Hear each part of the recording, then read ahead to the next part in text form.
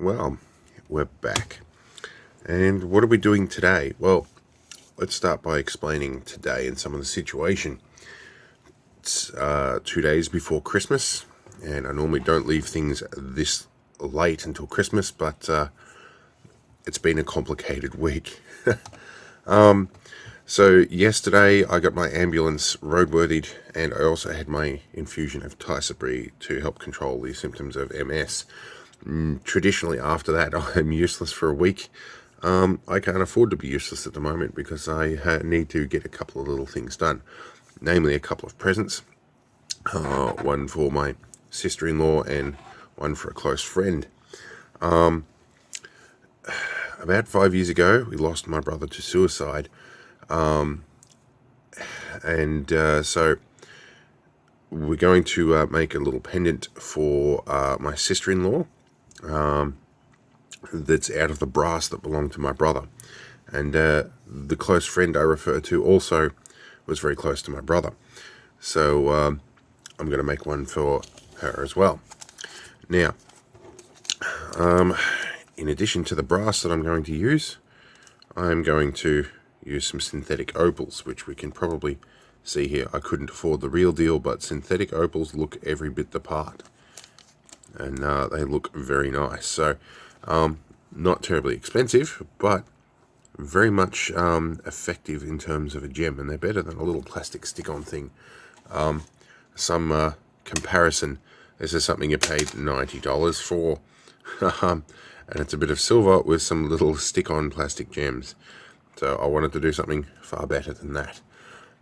So yeah, I might sound pretty horrible right now, and I feel pretty horrible.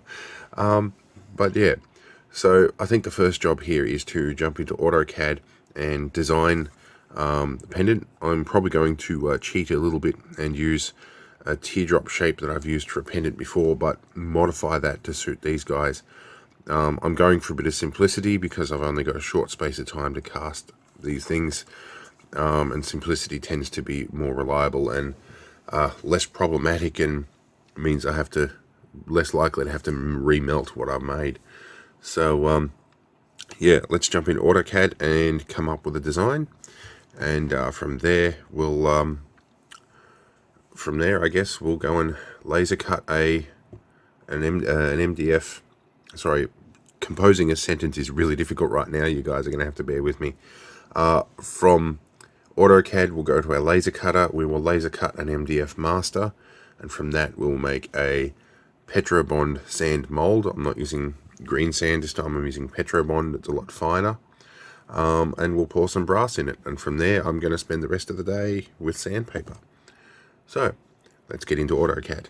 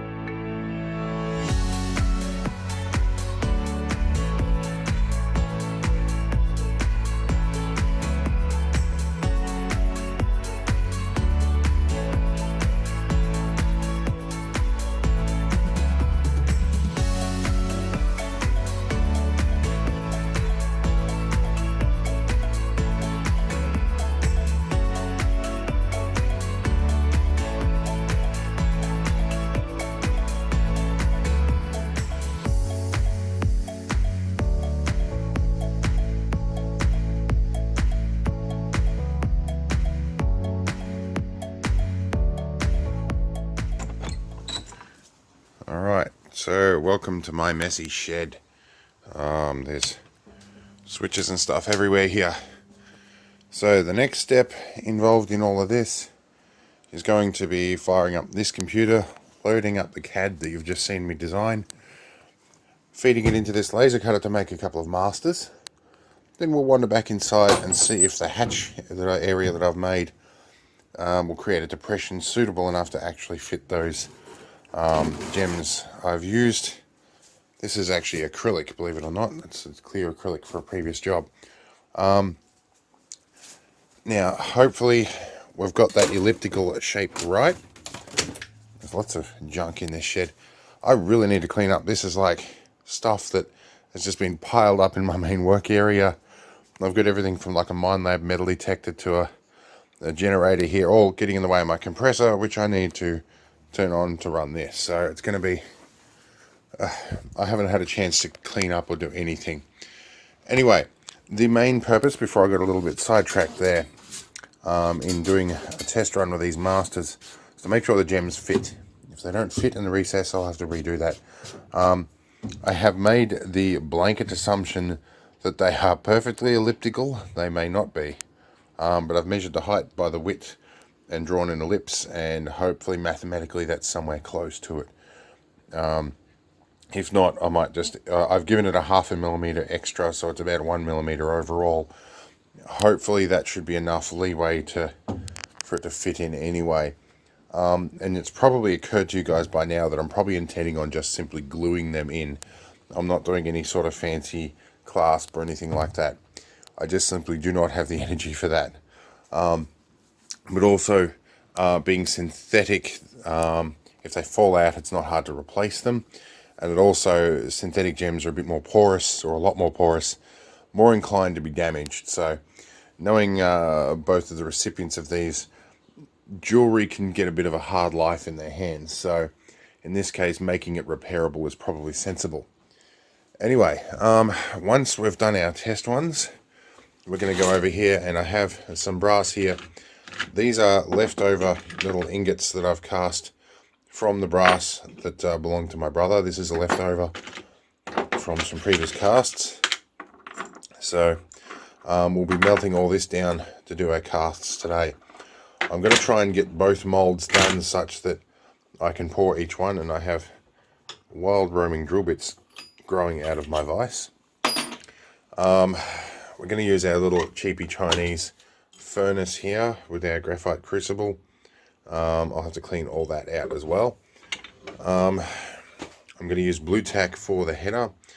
I'll explain that, or I have explained that in some of my videos. I'll do that at a later date.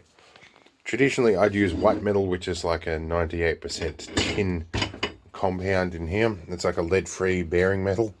But for this case, we want the sentimentality of the leftover brass that belonged to my brother. This is brass that is not belong to my brother, but it's also clean brass I can use if I run a little bit low on that. But I'm trying to use exclusively this just for the sentimentality of that. And for any leftovers, I have little graphite ingot molds. Alright, that's pretty well it for the explanation of what we're doing. Let's get on with it. I've got to fire up this compressor. I've got to find my job, load it onto this. It's a bit of mucking around. It can get a bit boring, so we'll do all that off camera and we'll be back soon. Okay, we've got our job loaded and we've got our temper screwed down. A couple of things we need to do first. First, we need to autofocus it. That'll bring the material up to the pin here, which will determine what the correct height is. So that will then find the nice focal length. That's good. We're going to go back here. We're going to go function, and we're going to recall the head to the home position. From here, we're going to check our settings. Now, the drivers on this model are a little bit quirky. I can get it to send some basic settings over so that it keeps the vector settings how I want them. Although for this we want a nice clean edge, so we're going to come down a tiny bit. But it doesn't seem to, I'm having trouble thinking and doing this at the same time today. So it doesn't seem to bring the raster settings separately from the other ones. It seems to set them the same as the vector settings. So we want a reasonably deep hole for this. So I find about 38% speed is generally good. We're going to go about 25% speed. that should make a nice deep groove. And this just economizes the width part, so that's not going to make a lot of difference in a job this small. Alright, so from this we should be right to start cutting. We'll do this. We're going to go over through the messy side of the shed that I haven't cleaned up yet. We're going to give it a little bit of air. Okay, off the regulator, a bit of air assist. And we're going to hit start. So from this, come on, start. Should start doing the raster side of things first, which is hard to see with the lighting. But it'll tick away there, and in a few minutes we'll have an end product. So we'll skip to the end product. Right, so I finished laser cutting. We're going to take a blob of blue tack here and pop these out. Now I had it engraved the text in here so I could tell them apart, and I've just messed them up, but that doesn't matter. We'll take them inside and see if our gems fit the hole. Alright, we're inside, and one thing I've noticed is that 25% certainly isn't a deep enough cut in here, so I think we're going to slow that right down, make a really nice deep cut. Okay, so we're going to pull out our opals here, our synthetic guys. Now this will be for our blue opal. We'll see here if we fit in here. I'm going to try tweezers today. That fits in there, and that 1/2 mil gap is actually considerable amount of breathing room. However, brass does shrink after it's cast, so that may compensate for the shrinking. So, ellipse was actually a good pick. It actually does the job just nicely. Let's see how we go for the other one here. See, so yes, there's still that 1/2 mil groove, so I think that will be fine. That will do the job nicely. Right, so there's all sorts of interruptions in the filming here, so you have to deal with it jumping around a bit. Alright, so yeah, these guys will do the job. But yeah, I'm going to recut these, and then once they're recut, it gives me a chance to probably clean the edges up a little bit better and do a little bit of finishing work that I might want to do before I actually make the sand cast. Then I have to find out if I've got a casting box somewhere that will accommodate these, and whether or not I do them in 2 separate casts or in the one and I position them something like that. I don't know how I'm going to do that, but today I'm just going to wing it. Anyway, I need to recut these with the raster setting much slower. Alright, we're going to wind our raster setting way down here. I think we're going to dial them down to about 10%. Okay. Come on, that last 0.1. Alright. And we'll go with this. I swung my piece of material around in a cockeyed manner, but it should still work. Alright. Go for that. Okay, so we have our originals. We have our new ones. These have got a much deeper groove. Scrape a bit of the extra bit out of there, and we'll go from there.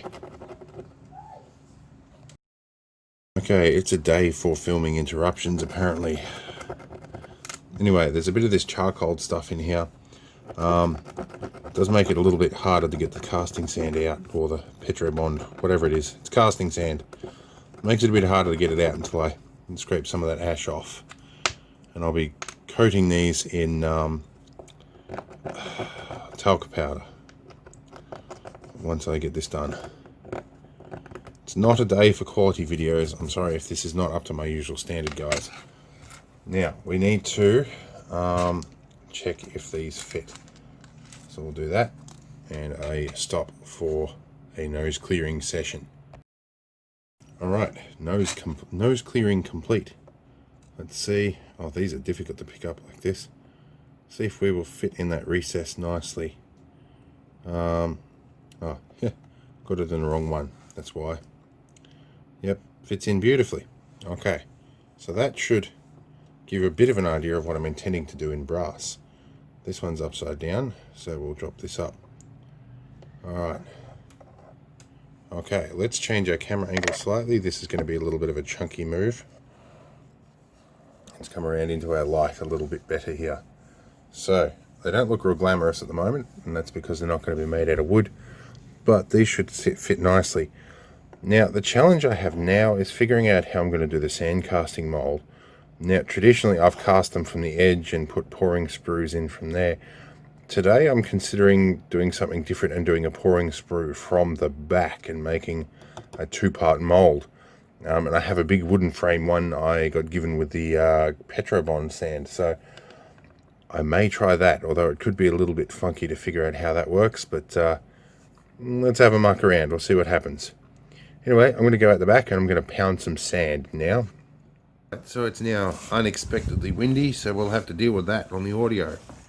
I've got my two-part casting block that came with the petrobond. I'm actually going to give this a go.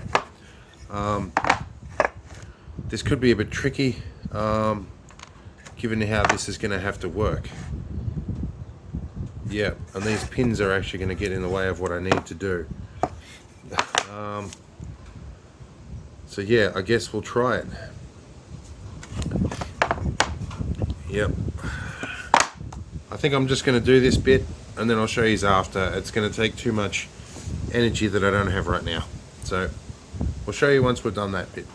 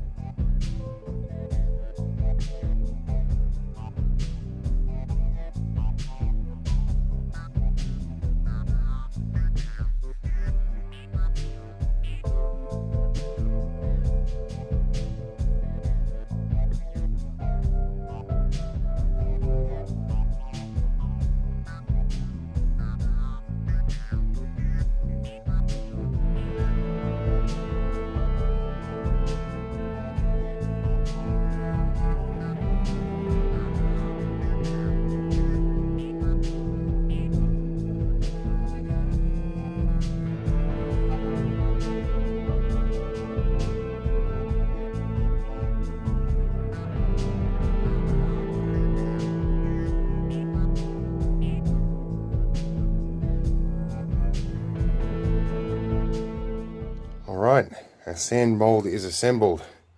No idea how well this is going to work, but I'm going to try. Rather than have a pouring sprue, I've just dug a big hole here in the hope that there will be enough hydraulic pressure from that to force it in there. There may not be. I may have to redo everything all over again, but I'm just going to go for it. In the meantime, my wonderful financial manager dropped me in some circuit board drills that I will need for this project later on. Now we need to load up the furnace, and while it's happening, I need to get some PPE because I can't be doing this in bare feet. Otherwise, I might not have feet left. Anyway, let's get the crucible cleaned out, put the brass in, switch this on, and then piss off for half an hour while we get our PPE sorted. Alright, so because we're not mucking around with this one, we're going to go all out and put everything we've got in here and just pour the whole lot. Hopefully this stuff fits in here. It's going to be interesting if I can actually get it all in here. This guy I might need to break a bit off. That one might get in.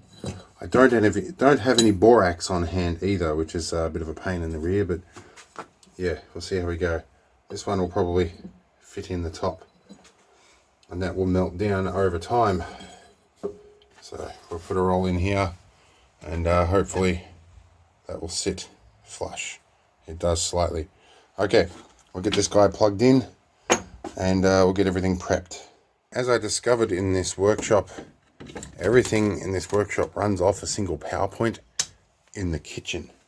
So I have to disconnect literally everything in my workshop before I run this guy, which should be set to 1100 degrees.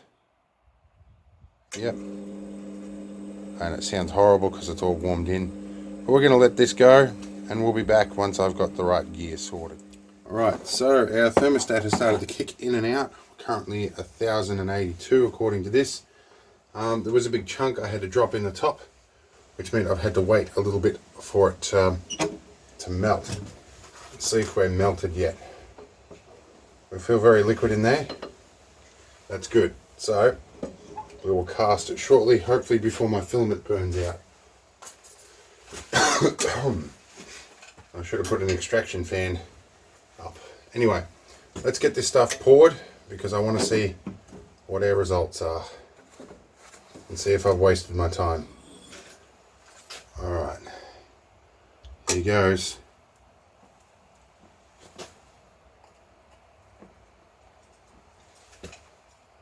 Alright, let's make sure we extinguish our mold a little bit here. And I did see a little bit of smoke pop out the side here, which means the brass has possibly penetrated all the way in. So that will be nice. And it looks like I'm going to have to hacksaw this piece of molten brass into little pieces before I melt it again. But that's okay. We'll just let this one cool down a bit. I don't want to add too much water into the petrobond. So we'll let it go for a bit.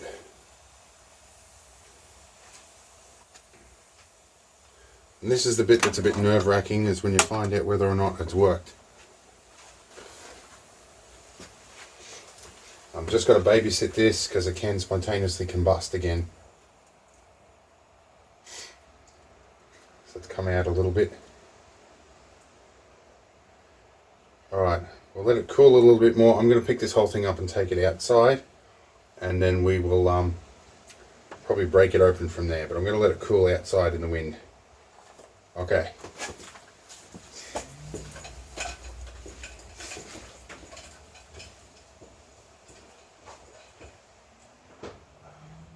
Alright, I'm going to crack this mold open, see how well we failed.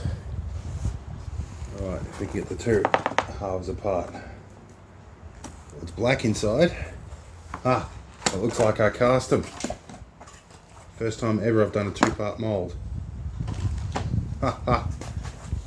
That is excellent. Still quite hot in there. But, how about that?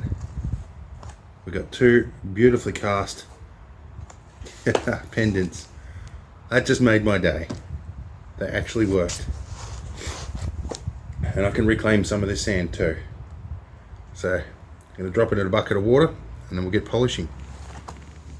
Okay, so we're inside now. I'm going to check this out. I've just run it under the tap to cool it off. I'm going to soak a bit of moisture off it first before we do this, mostly because these synthetic opals are very porous. And we'll see if all was for naught. Let's have a look. Tweezers. And down here, I'm sorry if I'm a bit sniffly, it is insanely humid right at the moment. Aussie Christmases are not cold and wintry. Okay, now, that looks like the bigger one. Let's see if she goes in here. Ah, beautiful. It's like it was made for it. Alright. This guy is going to go up here. Ha ha. It's going to fit perfectly. Alright, let's have a look. That is good. These are going to look stunning when I shine everything up. Awesome. Okay, now I've got to cut these off, do some work. That's about 6 hours worth, so let's get into that.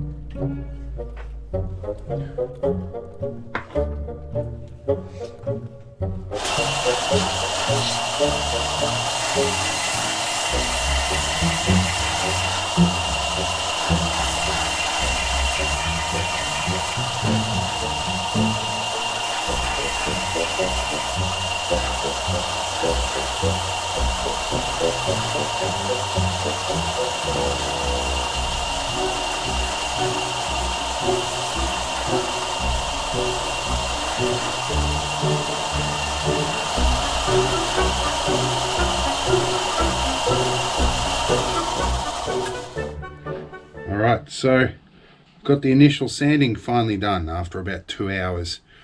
So now I've got a few grades of sandpaper to go through by hand, one by one, over and over again, until I clean out the scratches of the grade before.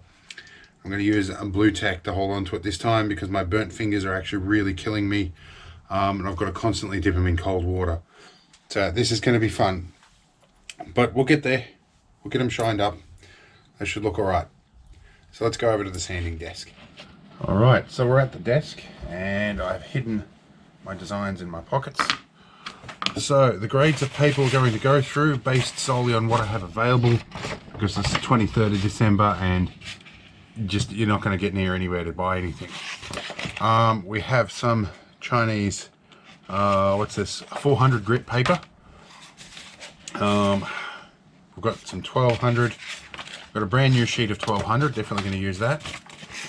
That is 12. This is 1500, and so it's 1200. So I think we're going to go 400, 1200, 1500, and then we're going to go to the rag wheel. So we'll do 3 grades. Normally I'd go 4 or 5, but this is what I've got, and I have to keep dipping my hand in cold water to stop these blisters hurting too much. So yeah, and this paper I'm going to wash. It's wet and dry paper. I'm going to get it kind of wet and wash it out a bit. That's the 1500. It can sit down there and dry.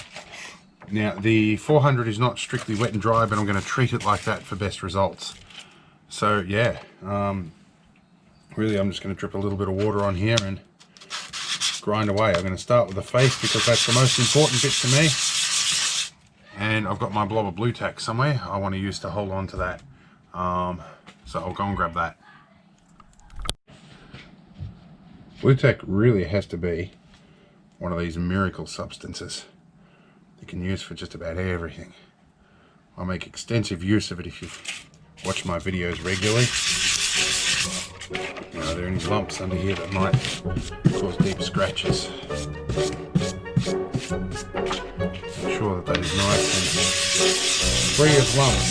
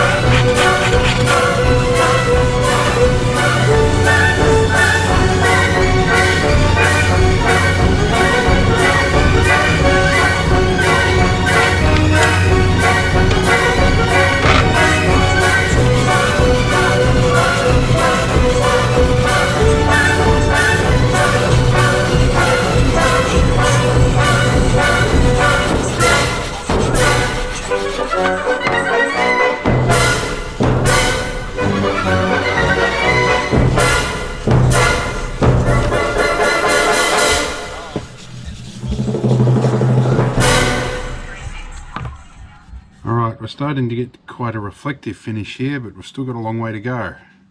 It's onto the buffing wheel next, but I think I'm going to drill the holes before I do the buffing, final buff, in case I mess that up. So let's get those circuit board drills out. And these, my fingers are blistering up now. They're in actually a lot of pain, so I may have to call it quits for the day and tend to that. But anyway, we're a long way there.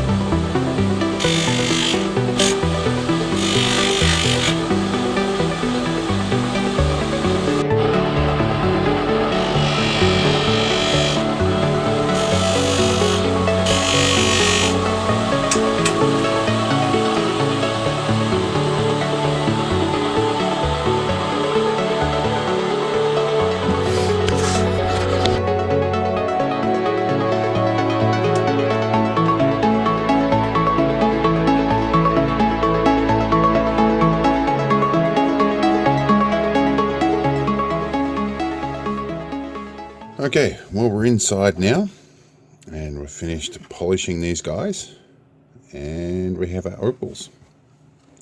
So we're going to try and insert these. Now, I've had a bit of a rough day, so if I sound funny, it's because my top lip has swollen up for some reason. I think it might be an allergic reaction. I'm not normally allergic to things. And I've also had acid reflux today, and I don't normally have that. And I had an asthma attack as well. Something crazy is going on with my body.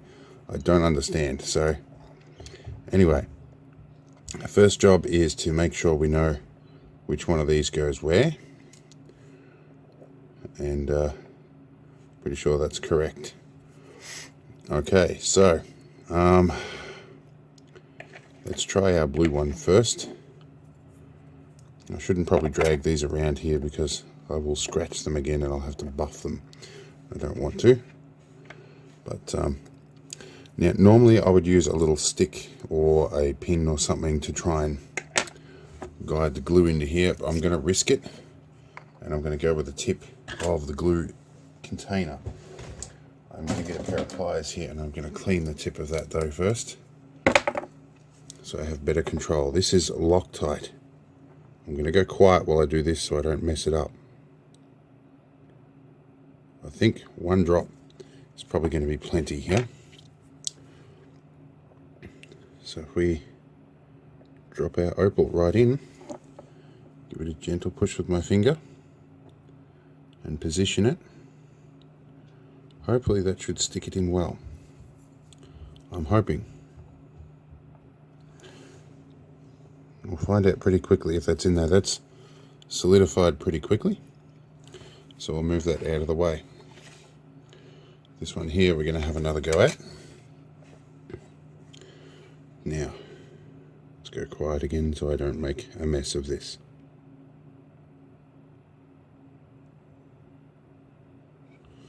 Just a single drop. Alright.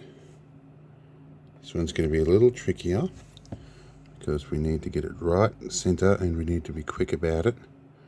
Otherwise I'll be dropping everything in acetone, and I don't know how the stone will respond, and that has pretty well stuck. It almost stuck in a cockeyed position. That wouldn't have been good, and that's pretty well stuck. Alright, so that's going to have to live like that and be a little unique as is. Now, from this angle, this camera that I'm using to film this on never sees these things the way they really look. It always sees these fine buffing marks, striations that look like scratches. These actually look really shiny. But brass is also very difficult to polish like that, especially with the grades of sandpaper I have. You know, I'm going to let these set for a little while, and then I'm going to find a ring to put in here, and then we might put them on chains. Alright, I'm going to do things slowly because my body is telling me it doesn't like me today. So, let's give us a few minutes. Okay, they're done. There's a little bit of blue tack holding this box down because the front of this box has got this little ceramic assembly on it. It's a little heavy. This other one is from one of the original jewelers that we got the chains from, so we're going to reuse that box. But we've got sterling silver chains on these guys, synthetic opals. I think they look every bit the part. I'm fairly pleased with the result. I would like to have probably spent more time and more grades of sandpaper to get a better finish, but I think it achieves the desired result. So, in light of my allergic reaction to some mystery item, I think I'm going to call this video quits here, and I hope you enjoyed this one. This one will probably premiere on Christmas Day because these are presents, so I don't want them seeing these until the day. I anticipate this one will probably elicit some tears. This is going to my late brother's wife. So anyway, it'll be interesting to see how these things go. Anyway, I'll see you all in the next video. I hope this was a fun one, and I'll see you all after Christmas.